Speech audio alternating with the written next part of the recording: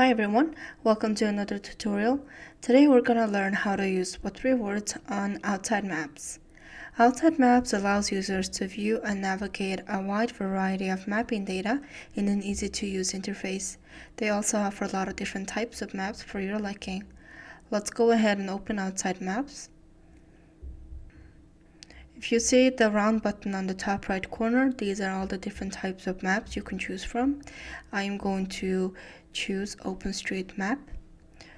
If you go to Gazetteer, on the search bar you can type in your favorite 3-word address. Mine is Filled Count Soap.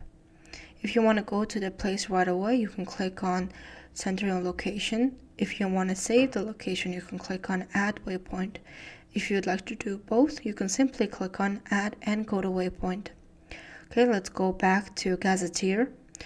The search bar, I'm going to type in a random traditional address, then choose London Stone, click Center on Location, click on the compass button on the bottom right corner, and if you see on the current location section, the 3 unknowns, if you tap on it, you'll see the 3-word address for the traditional address that I just typed in. If you want to see your saved locations, you can click on waypoints, and these are all the different locations that I've saved. This is it for Outside Maps. I'll see you next time.